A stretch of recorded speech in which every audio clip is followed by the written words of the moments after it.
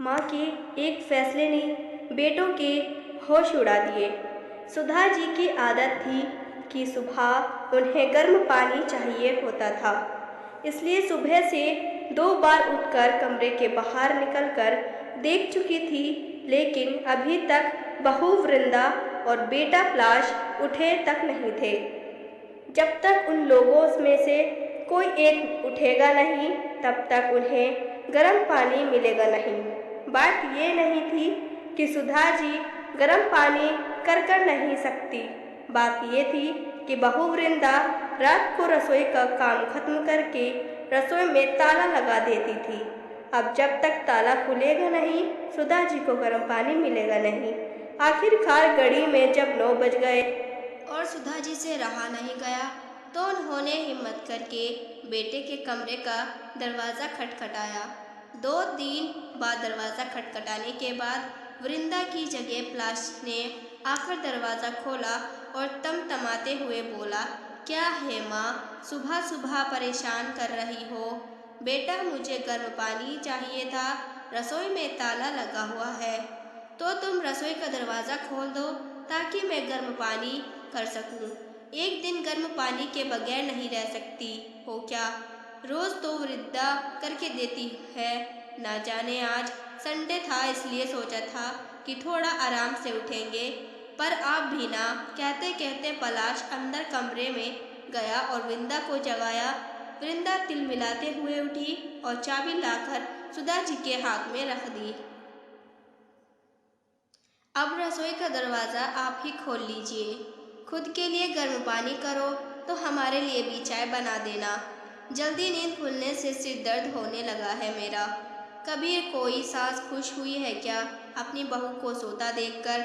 इन सास लोगों का बस चले तो बस बहू को मशीन बना कर रख दे। वृंदा बड़बड़ाती हुई वापस जाकर पलंग पर लेट गई। आखिर सुधा जी ने जाकर रसोई का दरवाज़ा खोला, खुद के लिए भी पानी गर्म किया और बेटे बहू के लिए चाय बनाकर उन्हें देकर आई। गर्म पानी लेकर अपने कमरे में आई ही थी कि 5 साल का पोता मनु जाग गया। जागते ही बोला, दादी, मेरा दूध उसे देख। सुधा जी मुस्कुरा कर बोली, हाँ मेरे बच्चे, अभी लेकर आई। गर्म पानी वहीं रखकर पहले मनु के लिए दूध गर्म करने गई। अभी दूध गर्म कर ही रही थी कि इतने में पलाश की आवाज़ आई, माँ, ओ माँ, कहाँ हो तुम? क्या आप भी सुबह सुबह संभाल नहीं सकती इसे? पता है ना वृंदा के सिर में दर्द हो रहा है। कहते कहते पलाश भी रसोई में आ गया। साथ में मनु भी गोद में था। उसे देखते ही सुधा जी बोली, बेटा, मैं तो दूध गर्म करने आई थी, मुझे नहीं पता था ये कब तुम्हारे कमरे में चला गया। तो ध्यान रखना चाहिए था ना आपको, बस काम का बहाना चाहिए। मानता हूँ कि आप सास हो, पर बहू को भी तो इंसान समझो। वही है जो आपकी जिम्मेदारी निभा रही है। नहीं तो दूसरे बेटे बहू ने तो आपको रखने से मना ही कर दिया था। मनु को सुधा जी के पास छोड़कर ही पलाश वापस अपने कमरे में चला गया। सुधा जी देखती रह गई, आंखों में आंसू आ गए। मन ही मन सोचने लगी कि मैं कुछ ना करने पर भी बदनाम हो रही हूँ। ऐसी कौन सी जिम्मेदारी उठा ली इन लोगों ने मेरी, जो इतना सुना जाते हैं। ऐसा सोचकर अपने आंसू पोंछे, फिर मनु और उसका दूध लेकर कमरे में आ गई। नाश्ते के समय पलाश ने वृंदा से कहा, तुम्हारी तबीयत ठीक नहीं है तो मैं माँ से कहकर नाश्ता बनवा लेता हूँ ताकि तुम आराम कर सको। रहने दो, उनसे कुछ मत कहना, मैं नाश्ता खुद ही बना लूँगी। अरे, पर तुम्हारी तबीयत ठीक नहीं है। नहीं नहीं, मैं खुद ही नाश्ता बना लूँगी। उनका क्या भरोसा कौन सा सामान उठाकर अपने दूसरे बेटे बहू को देकर आ जाए। अक्सर रसोई से सामान कम हो जाता है। मुझे तो पूरा यकीन है माँ जी ही सामान की हेरा फेरी करती हैं और अपने उन बेटे बहू को देकर आती हैं और जाकर रसोई में नाश्ता तैयार करने लगी। वृंदा को रसोई में नाश्ता तैयार करते देखकर पलाश गुस्से में आकर सुधा जी से बोला, देख लो, ये सब आपके कारण है। उसकी तबीयत खराब है, फिर भी नाश्ता तैयार कर रही है। आपकी इन्हीं हरकतों के कारण परेशान हो चुके हैं। हम पता नहीं भगवान भी हमें चैन से कब रहने देगा। सुधा जी की उसकी बात सुनकर हैरान रह गई। यह सुनकर अपने कमरे में चुपचाप शांतिपूर्वक बैठ गई। आंखों से झरझर आंसू बजे रहे थे। क्या इसी दिन के लिए इन बेटों को जन्म दिया था, जब शादी के 7 साल बाद मंदिर माथा टेकने के बाद 2 जुड़वा बेटे हुए, कितने खुश हुए थे। घर में सब लोग, यार दोस्त, रिश्तेदार, सब लोगों ने कितनी बधाइयाँ दी थी। सासू माँ तो बलिया लिए जा रही थी। अरे 2 बेटों की माँ बनी हो, बुढ़ापे में बैठकर राज करेगी। राज कुछ साल बाद जब पति का देहांत हो गया, तब भी सुधा जी ने हिम्मत करके अपनी दोनों बेटे पलाश और सुहास को संभाला। कितनी परेशानी झेलकर भी इन लोगों को पढ़ाया लिखाया, इतना बड़ा किया। दोनों की शादी कराई, पर उसके बाद सब कुछ बदल गया। दोनों बहुओं की आपस में बनी नहीं। इस कारण बेटों ने भी झगड़े होने लगे। आखिरकार दोनों बेटे अलग हो गए।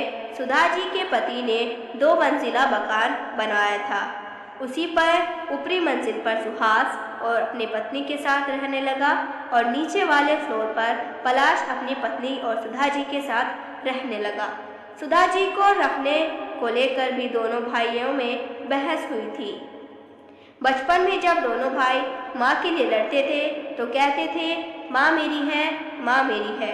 जब से दोनों की शादी हुई है, माँ के लिए अब भी लड़ते हैं। एक दूसरे से कहते हैं कि माँ तेरी है, माँ तेरी है। सुहास ने साफ मना कर दिया कि वो माँ को अपने पास नहीं रखेगा, तो पलाश को अपने पास सुधा जी को रखना पड़ा। सच कहे तो उस समय की बधाइयाँ आज कानों में चुभ रही थी। थोड़ी देर बाद पलाश कमरे में आया और पोहे की प्लेट सुधा जी के सामने टेबल पर रखते हुए, या यूं कहे पटकते हुए बोला, लो नाश्ता कर लो। आखिर एक बहू को ही परेशान करते जाओ, दूसरे से तो कोई लेना देना ही नहीं। सुधा जी को पलाश की बात बहुत बुरी लग रही थी। उन्हें ऐसा लग रहा था जैसे पोहे की प्लेट उन्हें चिढ़ा रही है। ऐसा खाना भी किस काम का जो तिरस्कार करके दिया जाए। आखिर सुधा जी ने उस नाश्ते की प्लेट को हाथ भी नहीं लगाया। सुधा जी ने काफ़ी सोचा और सोच समझकर वह एक निर्णय पर पहुंची। शाम को सुहास अपनी पत्नी के साथ बाहर कहीं घूमने जा रहा था। पलाश और वृंदा भी बाहर खड़े हुए थे कि तभी एक प्रॉपर्टी ब्रोकर उनके घर पर आया और उसे देखकर चारों बेटे और बहू हैरान रह गए। उसने आते ही पूछा, क्या मैं सुधा जी से मिल सकता हूँ? आपको सुधा जी से क्या काम है, बताइए, हम उनके बेटे हैं। पलाश ने कहा, जी मुझे सुधा जी ने फ़ोन करके बुलाया है। सब एक दूसरे को हैरानी से देखने लगे। इतने में सुधा जी अंदर से आई और बोली, क्या आप ही सुधा जी हैं? जी मैं ही सुधा हूँ। आप जी, आपने सुबह फ़ोन किया था मकान को बेचने की बात करने के लिए। अरे हाँ, मैंने ही आपको फ़ोन किया था। इससे पहले सुधा जी आगे कुछ कहती, पलाश बोला, कौन सा मकान बेच रही हो आप? हमसे पूछे बगैर आप यह निर्णय कैसे ले सकती हो? माँ, मकान बेच दोगी तो हम कहाँ जाएंगे? सुहास ने भी कहा, कभी मेरे बारे में सोचा था कि मैं कहाँ रहूँगी, कैसे रहूँगी? सुनाने में तुम लोग तो मुझे कोई कसर नहीं छोड़ते हो। मकान तो मेरे पति का बनाया हुआ है, मेरे नाम पर है, फिर किस हक से मकान में हिस्सा मांग रहे हो? पर माँ जी, समस्या क्या है? मकान को बेच दोगी तो आप उन पैसों का करोगी क्या? वृंदा ने कहा, सोच रही हूँ कि वापस गांव चली जाऊँ, जहाँ से जिंदगी शुरुआत हुई थी, वहीं जाकर अपनी जिंदगी के अंतिम दिन देखूं। इसलिए मैं मकान बेचकर गांव में ही ज़मीन खरीदने रही हूँ और वहीं रहूँगी। फिर हम लोगों का क्या? छोटी बहू ने कहा, मुझे नहीं पता, तुम लोगों के तो हाथ पैर चलते हैं और उससे भी तेज जबान चलती है। अपने आप कमाओ और अपनी प्रॉपर्टी बनाओ, बाकी मुझे नहीं पता। माँ, तुम इतनी स्वार्थ कैसे हो सकती हो? पलाश और सुहास एक साथ बोले, माँ को महानता का चोला मत पहनाओ। जैसे बेटे स्वार्थी हो सकते हैं, वैसे ही माँ भी स्वार्थी हो सकती है, और तुम जैसे बेटे हो तो माँ ऐसी होनी चाहिए। यह मकान बेच रही हूँ और यह मेरा अंतिम निर्णय है। तुम लोग अपना बंदोबस्त देख लो, कहकर सुधा जी उस ब्रोकर को मकान दिखाने चल दी।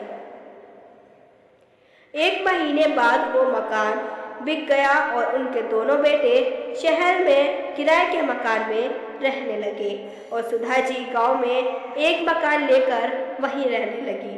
साथ ही अपनी देखभाल और घर के कामकाज के लिए एक गरीब महिला को रख लिया। अब वह फ्री टाइम वहाँ बच्चों को पढ़ाती थी और गांव के शांत वातावरण में अपनी सुकून की जिंदगी जीती थी। दोस्तों, आपने से कुछ पाठक सुधा जी को स्वार्थी भी कहेंगे, लेकिन ऐसे नालायक बेटों को सबक भी सिखाना जरूरी था। हमारी वीडियो अच्छी लगी हो तो लाइक और चैनल को सब्सक्राइब जरूर कीजिएगा।